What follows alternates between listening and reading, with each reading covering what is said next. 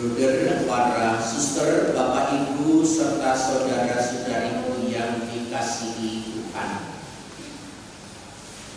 Hari ini kita mendengarkan pengajaran Tuhan Yesus dari atas bukit yang kita kenal dengan itu sabda bahagia. Ada 8 sabda bahagia yang diajarkan oleh Tuhan Yesus dari atas bukit, sebagaimana juga Musa baru yang mengajarkan umat Israel dari atas gunung Sinai. Mereka yang baru pulang dari tanah suci itu pergi ke gunung Sinai. Nah, disitulah Musa mendapatkan itu 10 perintah Allah. Ya, 10 perintah Allah itu semuanya itu jangan membunuh, jangan mencuri, jangan bersaksi dusta, jangan mengingini sesamamu, harta sesamamu manusia. Semuanya jangan. Tetapi hari ini Yesus tidak membuat perintah jangan, tapi Dia mengajak kita berbahagia. Kalau ditanya kepada anak-anak muda itu apa yang mereka inginkan dalam hidup ini, mereka itu mengatakan dalam semboyan mereka, muda poya-poya, tua kaya raya, mati masuk surga. Ya kan? Ya, orang muda itu punya semboyan seperti itu. Ya, jadi muda poya-poya, tua kaya raya, mati masuk surga. Wah, ini berbeda sekali dengan pengajaran Tuhan Yesus hari ini. Berbahagialah kamu yang miskin, ya.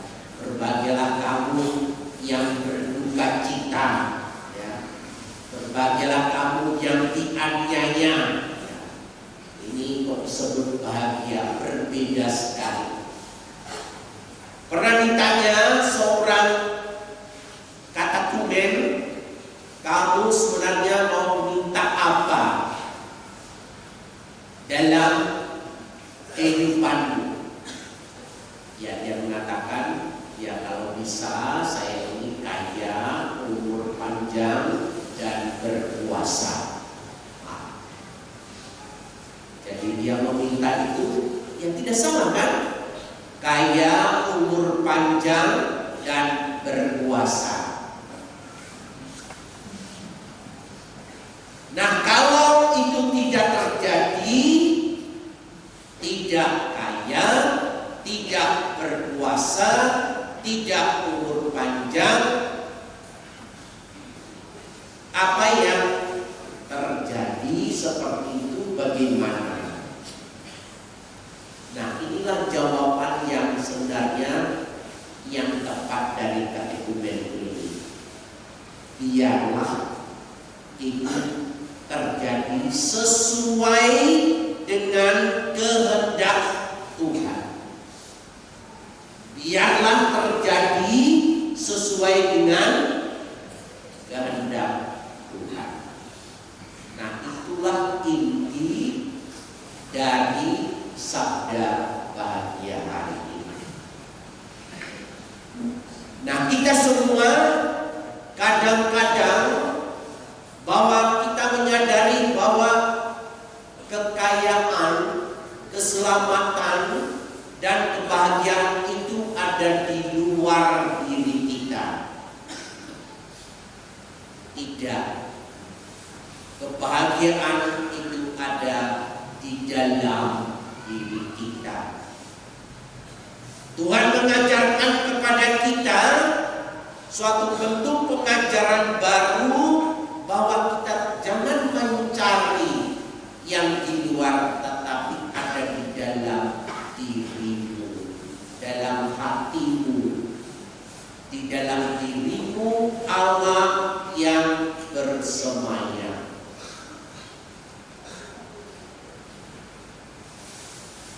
Nah, kalau kita itu mengetahui bahwa Dia tidak ada di luar, tetapi ada dalam diri kita, di dalam Tuhan, maka kita juga itu melaksanakan apa yang menjadi perintah sabda bahagia atau khotbah Yesus dalam sabda bahagia ini. Dia mengajak kita itu bukan karena kita itu melarang orang,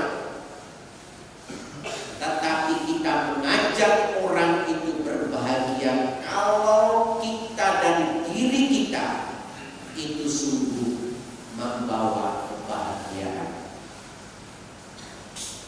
Kalau dalam diri kita sungguh ada Allah yang bersemayam, ada kasih Allah yang sempurna di dalam diri kita, maka yang keluar pasti itu sungguh membuat orang lain bahagia. Dalam sejarah itu banyak dicatat mengenai tokoh-tokoh besar yang sungguh menghayati itu sabda bahagia ini.